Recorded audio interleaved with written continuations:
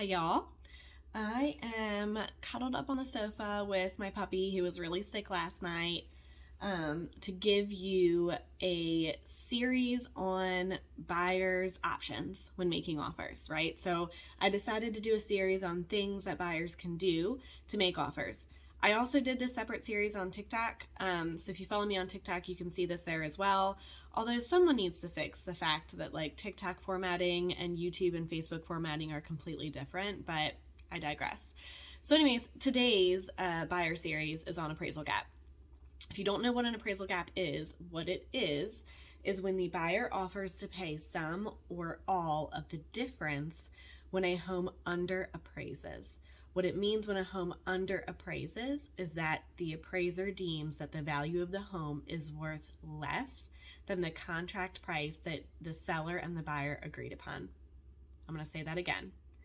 A home under appraises when an appraiser, a licensed appraiser, deems that the home is worth less than what you as a buyer are under contract for on that home with the seller. There are ways that as a buyer you can make your offer stronger. One of those ways is to provide the seller with an appraisal gap. There are many different ways, if you are comfortable with that you can come to that appraisal gap. If you have cash and you're able to pay cash at the table for a difference between what the home appraises for and what your contract price is, fabulous, more power to you. If you don't have the cash on hand, you can work with your lender to get really creative with fluctuating your DTI, how much money you were originally going to put down, points.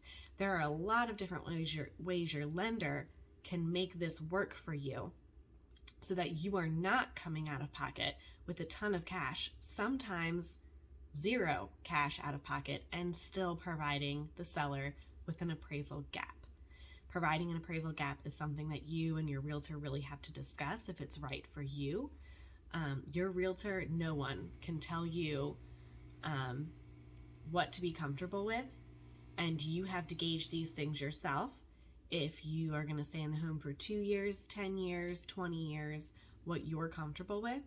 And ultimately an appraisal gap is something that's decided while you're writing the contract. So you present the contract, your realtor would present the contract to the seller with this appraisal gap inside of it. It is an option that you have to make your offer stronger. You can do other things, which we'll go through the series on, to make your offer stronger. There are also other ways that you can counteract an appraisal gap if the appraisal gap makes you uncomfortable, but instead you want to make sure you have full inspections and the right to negotiate there. There's a lot of different creative ways that we can work around your offer to help you win. So good luck on your contracts, guys. It's crazy out there.